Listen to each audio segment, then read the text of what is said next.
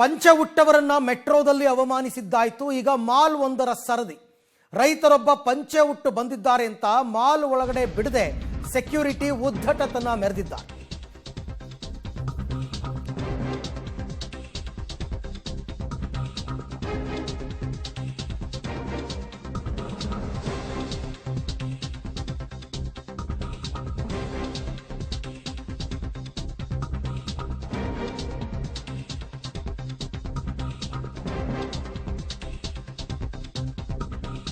Okay, metro ಬಳಿಕ ಇವಾಗ mall ಒಂದರ ಸರದಿ. ಪಂಚೆ ಹುಟ್ಟಿದ್ದ ರೈತನನ್ನ ಮಾಲ್ ಒಳಗಡೆ ಬಿಡದೆ ಅವಮಾನ ಮಾಡಿದ್ದಾರೆ. ಎಲ್ಲಿ ಅಂತಂದ್ರೆ ಬೆಂಗಳೂರಿನ ಮಾಗಡಿ ರಸ್ತೆಯಲ್ಲಿ ಇರುವಂತಹ GT ಮಾಲ್ನಲ್ಲಿ ನಡೆದಿರ್ತಕ್ಕಂಥ ಘಟನೆ. ಪಂಚೆ ಧರಿಸಿ ಮಾಲ್ಗೆ ಬಂದಿದ್ರು ಹಾವೇರಿಯ ರೈತ ಫಕೀರಪ್ಪ ಅಂತ. ಪಂಚೆ ಹಾಕ್ಕೊಂಡು ಬಂದವರಿಗೆ ಪ್ರವೇಶ ಇಲ್ಲ ಅಂತ ಅವರನ್ನ ತಡೆದು, ನಾನಾಗಲೇ ಹೇಳಿದಂತೆ ಇದು ಉದ್ದಟತನ ಮತ್ತು ರೈತರಿಗೆ ಮಾಡಿರ್ತಕ್ಕಂಥ ಅವಮಾನ. ಯಾವ ಕಾನೂನು ಕಾಯ್ದೆಗಳಲ್ಲೂ ಕೂಡ ಇಲ್ಲ ಪಂಚೆ ಧರಿಸಿ ಬಂದವರನ್ನ ಒಳಕ್ಕೆ ಬಿಡಬಾರ್ದು ಅಂತ. ಇದು ನಿಜವಾಗ್ಲೂ ಕೂಡ ರೈತ ಸಮುದಾಯಕ್ಕೆ ಮಾಡಿರ್ತಕ್ಕಂಥ ಅವಮಾನ. ನಮ್ಮ ಸಂಪ್ರದಾಯದ ಮೂಲ ಉಡುಪು ಪಂಚೆ. ಆ ಪಂಚೆಯನ್ನು ಧರಿಸಿ ಬಂದರೆ ಮಾಲ್ ಒಳಗಡೆ ಬಿಡಲ್ಲ. ಏನು ಎಲ್ಲ ಸೂಟು ಬೂಟು ಹಾಕ್ಕೊಂಡೇ ಬರಬೇಕಾ? ಜೀನ್ಸು ಟೀ ಶರ್ಟೇ ಹಾಕ್ಕೊಂಡು ಬರಬೇಕಾ? ಪಂಚೆ ಉಟ್ಕೊಂಡು ಬಂದರೆ ನಿಮಗೆ ಅವಮಾನ ಆಗುತ್ತಾ? ಅವರಿಂದಲೇ ಅನ್ನವನ್ನು ತಿಂತಾ ಇರ್ತಕ್ಕಂಥ ನಾವು ರೈತರನ್ನು ಮಾಲ್ ಒಳಗಡೆ ಬಿಡಲ್ಲ ಅಂತಂದ್ರೆ ಅರ್ಥ ಏನು? ಆ ಮಾಲ್ ಒಳಗಡೆ ನೀವು ಮಾರಾಟಕ್ಕಿಟ್ಟಿರ್ತಕ್ಕಂಥ ವಸ್ತುಗಳನ್ನು ತಯಾರು ಮಾಡೋದು ಅಥವಾ ಆಹಾರ ಧಾನ್ಯಗಳನ್ನು ಉತ್ಪಾದನೆ ಮಾಡ್ತಕ್ಕಂಥದ್ದು ಇದೇ ರೈತರು. ಅಲ್ಲಿ ನೀವು ಮಾರಾಟ ಮಾಡಿಕೊಂಡು ಲಾಭ ಮಾಡ್ಕೊಳ್ಳೋಕ್ಕಾಗತ್ತೆ, ಅದನ್ನು ಬೆಳೆದ ರೈತನನ್ನು ಒಳಕ್ಕೆ ಬಿಡಲ್ಲ ಅಂತಂದರೆ ಎಷ್ಟು ಅವಮಾನ ಆಗಬೇಕು. ಈ ಘಟನೆಯ ಹಿನ್ನೆಲೆಯನ್ನು ಹೇಳ್ಬಿಡ್ತೀನಿ. ನಾಗರಾಜು ಅಂತ ಒಬ್ಬ ವ್ಯಕ್ತಿ ಬೆಂಗಳೂರಿನಲ್ಲಿ ಇರ್ತಕ್ಕಂಥವನು ಪಾಪ ತನ್ನ ತಂದೆ ತಾಯಿಯನ್ನು ಊರಿಂದ ಕರೆಸಿರ್ತಾರೆ. ಕರ್ಕೊಂಡು ಬಂದು ಬೆಂಗಳೂರೆಲ್ಲ ತೋರಿಸ್ಬೇಕು ಅಂತ ಒಂದು ಸಿನಿಮಾ ತೋರಿಸೋದಕ್ಕೆ GT ಮಾಲ್ಗೆ ಕರ್ಕೊಂಡು ಹೋಗ್ತಾರೆ. ಅವರು ಮೂಲತಃ ಹಳ್ಳಿಯ ಜನ. ಅವರ ಮಾಮೂಲಿ ಸಾಂಪ್ರದಾಯಿಕ ಬಟ್ಟೆ ಏನು ಆ ಪಂಚೆ ಧೋತಿ ಎಲ್ಲವನ್ನು ಧರಿಸಿ ಬಂದಿದ್ದಾರೆ. ಬಂದರೆ GT ಮಾಲ್ ಸೆಕ್ಯೂರಿಟಿ ಒಳಕ್ಕೆ ಬಿಟ್ಟಿಲ್ಲ. ಯಜಮಾನರು ಪಂಚೆ ಉಟ್ಕೊಂಡ್ಬಂದ್ಬಿಟ್ಟಿದ್ದಾರೆ, ಒಳಗಡೆ ಬಿಡಲ್ಲ ಅಂತ ಅವ್ರನ್ನ ತಡೆದು ಅರ್ಧ ಗಂಟೆ ಹೊರಗಡೆ ನಿಲ್ಲಿಸಿ ವಾದವನ್ನು ಮಾಡಿರ್ತಾನೆ ಈ ಸೆಕ್ಯೂರಿಟಿ. ನೀವು ಬೇಕಾದರೆ ಹೋಗಿ ಅಂತ ನಾಗರಾಜ್ಗೆ, ಮಗನಿಗೆ, ನೀವು ಬೇಕಾದರೆ ಹೋಗಿ, ಇವ್ರನ್ನ ಬಿಡಲ್ಲ ಅಂತ. ಯಾಕೆ ಬಿಡಲ್ಲ? ಪಂಚೆ ಉಟ್ಕೊಂಡು ಬಂದಿದ್ದಾರೆ. ಏನು ಅವಮಾನ ಇದು? ಪದೇ ಪದೇ ಈ ರೀತಿ ಅವಮಾನ ಆಗ್ತಾ ಇರ್ತಕ್ಕಂಥದ್ದು. ರೈತ ಸಂಘಟನೆಗಳು ರೊಚ್ಚಿಗೆದ್ರೆ ಯಾವ ಮಾಲು ಇರಲ್ಲ, ತಿಳ್ಕೊಳ್ಳಿ. ಯಾವ ಮಾಲು ಇರಲ್ಲ. ಪದೇ ಪದೇ ಬೆಂಗಳೂರಿನಲ್ಲಿ ಮೆಟ್ರೋದಲ್ಲಿ ಮಾಲ್ನಲ್ಲಿ ರೈತರಿಗೆ ಅವಮಾನ ಮಾಡಲಾಗ್ತಾ ಇದೆ. ಅತ್ಯಂತ ಖಂಡನೀಯ ಇದು. ನಾವು ಇದ್ದೀವಿ ಇವ್ರ ಜೊತೆಗೆ. ನಾವು ಪಂಚೆ ಹಾಕ್ಯಂಬಂದಿದ್ವಲ್ಲ, ನೀವು ಪಂಚೆ ಹಾಕ್ಯಂಬಂದಿದ್ದೀರಪ್ಪ, ನೀವು ಇಬ್ಬರು ಹೋಗ್ರಿ, ಇವ್ರು ಹೋಗಿ ಕಳ್ಸಂಗಿಲ್ಲ ಅಂತಂದ್ರೆ ಅಯ್ಯ ಹಂಗಲ್ರಿ, ನಾವು ದೂರದ ಬಂದವ್ರಿ ಅಂದ್ವಿ. ದೂರದ ಬಂದ್ರೆ ನಾವು ಹಂಗೆ ಬಿಡಕ್ಕೆ ಬರೋದ್ರಪ್ಪ, ನಮ್ದು ಅಲ್ಲಿ ಇದನ್ನು ಫಾಲೋ ಮಾಡ್ಬೇಕಾಗಿರ್ತೈತಿ. ನಮ್ಮ ಮ್ಯಾಗಳವ್ರು ಹೇಳಿದ್ದ ಫಾಲೋ ಮಾಡ್ಬೇಕಾಗಿರ್ತೈತಿ, ಹಂಗೆ ಕಳ್ಸಕ್ಕೆ ಬರೋದಿಲ್ಲ ಅಂದ್ರೆ ಮತ್ತಿನ್ನೇನು ಇದೀರಿ ನಡಿಯಪ್ಪ ಹೋಗೋಣ ಮನೆ ಕಡೆಗೆ. ಮತ್ತು ಹೋಗೋಣ್ರಿ 6 ಗಂಟೆಗೆ ಬಂದಿದ್ದೀವಿ ರೀ. ಬಂದು ಟಿಕೆಟ್ ತೆಗಿಸ್ಕೊಂಡು ಏನು ಹೋಗ್ಬೇಕು. ಅಲ್ಲ ಇವರು ಒಳಗೆ ಬಿಡಲಿಲ್ಲ, ಪಂಚೆ ಹಾಕ್ಯಂದು ಹೋಗೋರು ಬರೋಂಗಿಲ್ಲ ಅಂದಿಂದ ಮತ್ತು ನಿಂತ್ಕೊಂಡು ಅವ್ರ ಪೆಂಡನ್ ಕೊಟ್ಟ ಮಾತಾಡಿಂದೆ. ಅವಾಗ ಮತ್ತೊಂದು ಅರ್ಧ ತಾಸು ಕಳಿಸಿದ್ರು.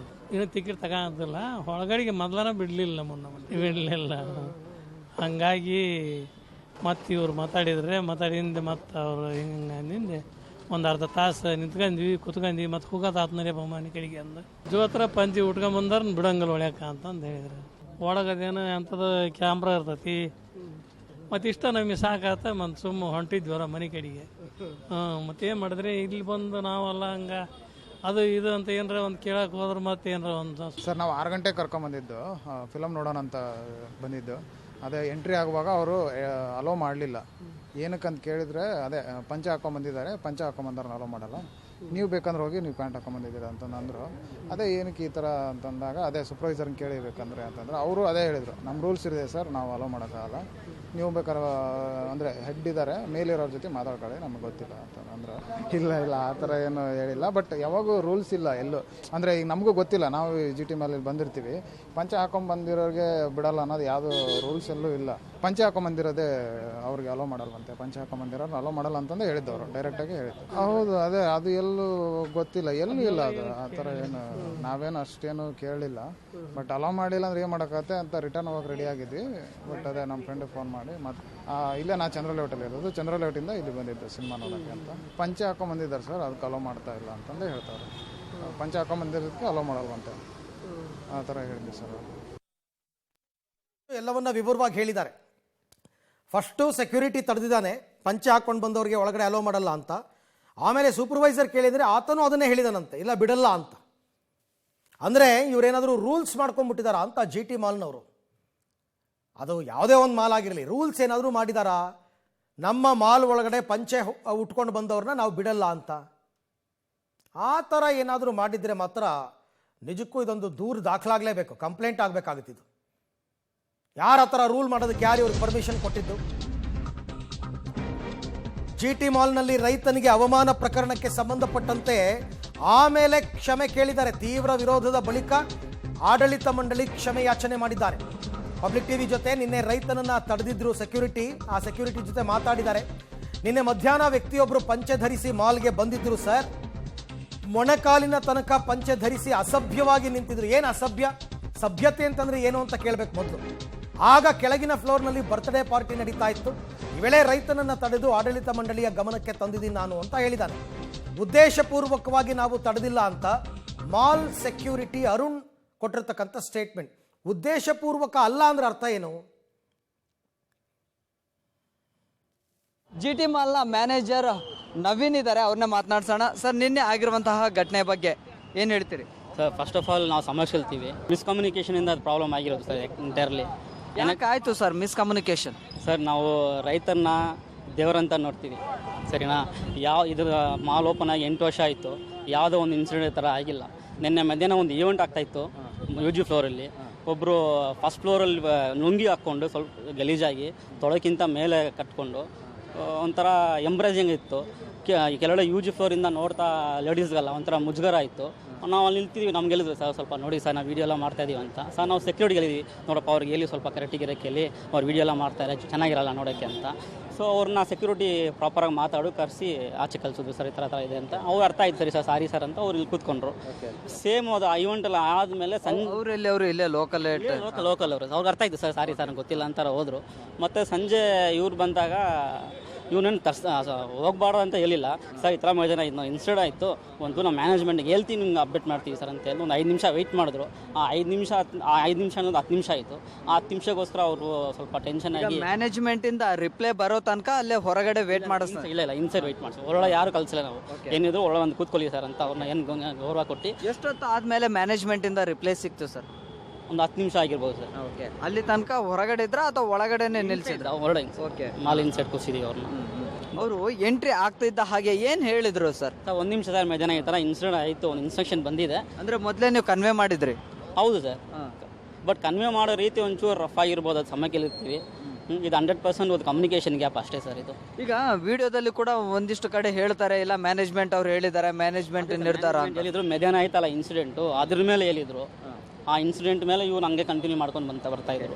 ಅಟ್ಲೀಸ್ಟ್ ಮ್ಯಾನೇಜ್ಮೆಂಟ್ ಏನು ಹೇಳುತ್ತೆ ಅವ್ರನ್ನ ಕೇಳ್ತೀವಿ, ಮಧ್ಯಾಹ್ನ ಈ ಥರ ಇನ್ಸಿಡೆಂಟ್ ಆಯಿತು ಅಂತ ಹೇಳ್ಬೋದಾಗಿತ್ತು ಸರ್. ಹೇಳ್ಬೇಕಾಗಿತ್ತು, ಅವ್ರು ಹೇಳ್ಬೇಕಾಗಿರೋದು ಅದು ಒಂದೇ ಪದ ಸರ್, ಮಧ್ಯಾಹ್ನ ಒಂದು ಇನ್ಸಿಡೆಂಟ್ ಆಯಿತು, ಒಂದು 5 ನಿಮಿಷ ಟೈಮ್ ಕೊಡಿ ಅಂತ ಹೇಳ್ಬೇಕಾಗಿತ್ತು. ಬಟ್ ಅವ್ರು ಹೆಂಗೆ ಕನ್ವೆ ಮಾಡಿದ್ರು ಗೊತ್ತಿಲ್ಲ. But on behalf of mall ನಾವು ಸಮಯ ಕೇಳ್ತೀವಿ ಸರ್. ಇಲ್ಲ ಸರ್, ಆ ಮುಜುಗರ ನಾವು ಕಂಪ್ಲೇಂಟ್ ಆಗಿಲ್ಲ ಅಂದ್ರೂ ನಾವು ಕ್ಯಾರು ಮಾಡ್ತಾ ಇರಲಿಲ್ಲ. ನಮ್ಮ ಮುಜುಗರ ಲೇಡೀಸ್ ಕಂಪ್ಲೇಂಟ್ ಮಾಡ್ತಾರಲ್ಲ ಅಂತ ಒಂದು ರೀಸನ್ಗೋಸ್ಕರ ನಾವು ಹೈಲೈಟ್ ಮಾಡಿದ್ವಿ ಅಷ್ಟೇ, ಬೇರೆ ಏನಿಲ್ಲ ಸರ್.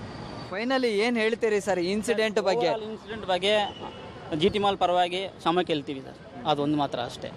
ಇನ್ನು ಮುಂದೆ ಇನ್ಸಿಡೆಂಟ್ ಆಗಲ್ಲ, ರೈತರನ್ನ ಯಾವುದೋ ದುರುಪಯೋಗ ಮಾಡಿಲ್ಲ, ಅವ್ರು ಗೌರವಿಸ್ತೀವಿ, ಮತ್ತು ನಂತರ ಕ್ಷಮೆ ಕೇಳ್ತೀವಿ ಸರ್. ಓಕೆ, ನಿನ್ನೆ ಆಗಿರುವಂತಹ ಘಟನೆಯ ಬಗ್ಗೆ ಕ್ಷಮೆಯನ್ನು ಕೇಳ್ತೀವಿ, ರೈತರನ್ನು ಅವಮಾನ ಮಾಡಿಲ್ಲ, ನಾವು ಅವರನ್ನು ಗೌರವಿಸ್ತೀವಿ, ಮಿಸ್ಕಮ್ಯುನಿಕೇಷನಿಂದಾಗಿ ಈ ರೀತಿಯ ಘಟನೆ ಆಗಿದೆ ಅನ್ನುವಂಥದ್ದನ್ನು ಈಗ ಪ್ರತಿಕ್ರಿಯೆಯನ್ನು ಕೊಡ್ತಾ ಇದ್ದಾರೆ. ಕ್ಯಾಮ್ರಾ ಪರ್ಸನ್ ರವಿ ಜೊತೆ Prakash D Rampur, public TV, Bengaluru. ನಿನ್ನೆ GT ಮಾಲ್ನಲ್ಲಿ ರೈತನಿಗೆ ಅವಮಾನ ಮಾಡಿರುವಂತಹ ಪ್ರಕರಣಕ್ಕೆ ಸಂಬಂಧಪಟ್ಟಂತೆ ಆ ರೈತನನ್ನ ತಡೆದಂತಹ ಸೆಕ್ಯೂರಿಟಿ ಒಬ್ರು ಇದ್ದಾರೆ, ಅವ್ರನ್ನೇ ಮಾತನಾಡಿಸ್ತಾ ಹೋಗ್ತೇನೆ. ಸರ್, ನಿನ್ನೆ ಏನಾಯ್ತು, ಯಾಕೆ ತಡೆದ್ರಿ? ಸರ್ ಏನಿಲ್ಲ ಸರ್, ನಿನ್ನೆ ಮಧ್ಯಾಹ್ನ ಒಂದು ಈಗ ನಮ್ಮ ಗ್ರೌಂಡ್ ಫ್ಲೋರಲ್ಲಿ GT ಮಾಲ್ ಗ್ರೌಂಡ್ ಫ್ಲೋರಲ್ಲಿ ಒಂದು ಬರ್ತ್ಡೇ ಇವೆಂಟ್ ನಡೀತಾ ಇತ್ತು. ಅಲ್ಲಿಗೊಬ್ಬರು ಕಸ್ಟಮರ್ ಒಂದು ಲುಂಗಿಯಲ್ಲಿ ಬಂದಿದ್ದರು. ಅವ್ರು ಲುಂಗಿಯಲ್ಲಿ ಬಂದಾಗ ಅವ್ರು ಫಸ್ಟ್ ಫ್ಲೋರಲ್ಲಿ ಆ ಲುಂಗಿನ ತುಂಬ ಮಡಚಿ ನಿಂತ್ಕೊಂಡಿದ್ರು. ಅದರಿಂದ ಬರ್ತ್ಡೇ ಪಾರ್ಟಿಯವರಿಗೆ ತುಂಬ ಇರಿಟೇಟ್ ಆಯಿತು. ಆವಾಗ ನಮ್ಮ ಮ್ಯಾನೇಜ್ಮೆಂಟ್ ಅವ್ರಿಗೆ ಒಂದು ಕಂಪ್ಲೇಂಟ್ ಹಾಕಿದ್ರು. ಆಮೇಲೆ ನಮ್ಮ ಮ್ಯಾನೇಜ್ಮೆಂಟ್ ಅವರು ನಮ್ಮನ್ನು ಕಳಿಸಿ ಅವ್ರನ್ನ ಇದು ಮಾಡೋಕ್ಕೆ ಹೇಳಿದರು. ನಾವು ಅವ್ರಿಗೆ ಸ್ಮೂತಾಗಿ ಹ್ಯಾಂಡಲ್ ಮಾಡಿಬಿಟ್ಟು ಈ ಥರ ಒಂದು ವೇಷದಲ್ಲಿ ಮಾಲ್ ಒಳಗಡೆ ಅಲೋಡ್ ಇಲ್ಲ ಅಂತ ನಾವು ಹೇಳಿ ಕಳಿಸಿದ್ವಿ. ಆಮೇಲೆ ಅದು ಕಳಿಸಾದ್ಮೇಲೆ ಅದೆಲ್ಲ ಮ್ಯಾಟ್ರ್ ಕ್ಲೋಸ್ ಆಯ್ತು ಸರ್. ಆಮೇಲೆ ತಿರ್ಗಿ ಅವ್ರು ಏನು ಬರಲಿಲ್ಲ. ತಿರ್ಗಿ ಸಾಯಂಕಾಲ ಅದೇ ಥರ ಒಬ್ಬ ತಂದೆ ತಾಯಿ ಒಬ್ಬರು ಅವ್ರ ಮಗ ಬಂದರು. ಬಟ್ ಅವರು ಏನಂದರೆ ಅವರು ಪಂಚೆ ಎತ್ಕಟ್ಟಿದ್ರಲ್ಲ, ನಾವು ಅದು ಒಂದು ಎನ್ಕ್ವೈರಿ ಮಾಡಿಬಿಡ್ಬೇಕು ಅಂತ ಮಧ್ಯಾಹ್ನ ಒಂದು ಘಟನೆ ನೆನಪಲ್ಲಿ ಇಟ್ಕೊಂಡು ಆಮೇಲೆ ಎನ್ಕ್ವೈರಿ ಮಾಡಿಬಿಟ್ವಿ. ಆಮೇಲೆ ಎನ್ಕ್ವೈರಿ ಮಾಡಿ ಅಲೋ ಮಾಡಿದ್ವಿ ಸರ್. ಓಕೆ, ಅಂದರೆ ವಿಚಾರಣೆ ಮಾಡಲಿಕ್ಕೆ ಅಂತಲೇ ತಡೆದಿದ್ದ ಅಥವಾ ಒಳಗೆ ಹೋಗೋದಕ್ಕೇ ನಿರ್ಬಂಧ ಹಾಕಿದ್ರ? ನಿರ್ಬಂಧ ಅಂದ್ರೆ ಸರ್, ನಾವು ಈ ಥರ ಇದೆ ಅಂತ ಈ ಥರ ಒಂದು ವೇಷದಲ್ಲಿ ಕೇಳ್ಬಿಟ್ಟು ಅಲೋ ಮಾಡ್ತೀವಿ ಅಂತ ಹೇಳ್ತೀವಿ. ಅಂದರೆ ನೇರವಾಗಿ ಒಳಗೇನು ನಾವು ಬಿಡೋದಿಲ್ಲ, ಹಾಗೂ ಪಂಚೆಯನ್ನು ಕಟ್ಕೊಂಡು ಬಂದರೆ ಒಳಗಡೆ ಪ್ರವೇಶ ಇಲ್ಲ ಅಂತೇನು ಹೇಳಲಿಲ್ವಾ ನೀವು? ಇಲ್ಲ, ಪಂಚೆ ನಾವು ಒಳಗೆ ಬಿಡೋಕ್ಕಾಗಲ್ಲ, ಬಟ್ ಕೇಳ್ಬಿಟ್ಬಿಡ್ತೀವಿ ಅಂತ ಹೇಳಿದ್ವಿ ಸರ್. ಅಂದರೆ ಮ್ಯಾನೇಜ್ಮೆಂಟ್ ಏನು ನಿರ್ಧಾರ ತೆಗೆದುಕೊಳ್ಳುತ್ತೆ ಅದ್ರ ಮೇಲೆ ನಿಮ್ಮನ್ನು ಬಿಡಬೇಕಾ ಬೇಡ ಅನ್ನುವಂಥದ್ದನ್ನು ಹೇಳೋದಕ್ಕೆ ನಿಲ್ಲಿಸಿದ್ರಿ? ಹೌದು ಸರ್. ಈಗ ಮಧ್ಯಾಹ್ನ ಬಂದ ವ್ಯಕ್ತಿ ಒಂದು ಸ್ಥಿತಿನೇ ಬೇರೆ ಇತ್ತು. ಈಗ ಇವ್ರು ಸಾಯಂಕಾಲ ಬಂದವರು ಒಂದು ಸ್ಥಿತಿನೇ ಬೇರೆ ಇದ್ದರಿಂದ ಕೇಳ್ಬಿಟ್ಟು ಬಿಡೋಣ ಅಂತ ನಾವು ಒಂದು ಅವ್ರನ್ನ ಹೊರಡು ಮಾಡಿದ್ವಿ ಅಷ್ಟೇ ಸರ್. ತಿರುಗಿ ಕೇಳ್ಬಿಟ್ಟು ಇಲ್ಲಿ 2 ಇನ್ಸಿಡೆಂಟ್ ನಡೆದಿದೆ. ಹಾಗಾದರೆ ನಿನ್ನೆ ಮಧ್ಯಾಹ್ನ ಒಬ್ಬರು ಬಂದಿದ್ದಾರೆ ಪಂಚೆ ಉಟ್ಕೊಂಡು. ಅವರು ಗಲೀಜಾದ ಪಂಚೆ ಉಟ್ಕೊಂಡು ಪಂಚೆಯನ್ನು ಮಂಡಿ ತನಕ ಕಟ್ಕೊಂಡು ನಿಂತಿದ್ರು. ಅಲ್ಲಿ ಯಾವುದೋ ಬರ್ತ್ಡೇ ಪಾರ್ಟಿ ನಡೀತಾ ಇದ್ದವರು ಕಂಪ್ಲೇಂಟ್ ಮಾಡಿದ್ರು, ಅವ್ರನ್ನ ವಾಪಸ್ ಕಳಿಸಿದ್ರು.